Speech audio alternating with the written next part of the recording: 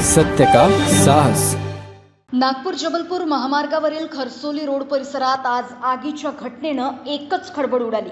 सुरुवातीला या आगीमुळे विमान कोसळल्याची जोरदार अफवा पसरली होती, मात्र पोलिसांनी आता या प्रकरणावर मोठं स्पष्टीकरण दिलंय। मिळालेल्या माहितीनुसार खरसोली महामार्गावरील गोल्ड कॉइन हॉटेलच्या शेजारी असलेल्या प्लास्टिकच्या गोदामाला ही भीषण आग लागली।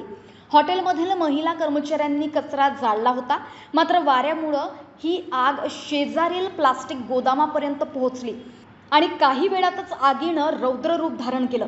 या घटनेचा धूर इतका मोठा होता की परिसरात विमान कोसळल्याची अफवा वाऱ्यासारखी पसरली, मात्र पोलिसांनी ही अफवा फेटाळून लावली।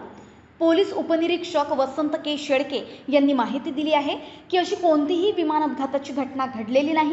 केवळ प्लास्टिक भंगाराच्या गोदामाला ही भीषण आग लागली असून यात साधारणपणे 35 ते 45 हजाराचं नुकसान झालंय। सुदैवानं कोणतीही जीवितहानी झालेली नाही।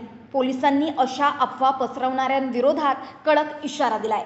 ज्यांनी अफवा जर केली असेल, आम्ही व्हिडिओ बघू किंवा ज्यांनी व्हायरल केला आहे त्याचा तपास करू आणि नक्कीच मिळाल्यानंतर त्याच्यावर योग्य कारवाई होईल।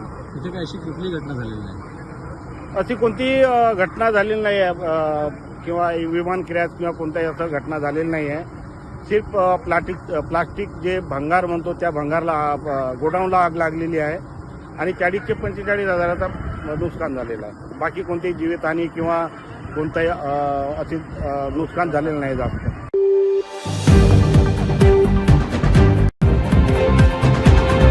अब तक सत्य का साहस।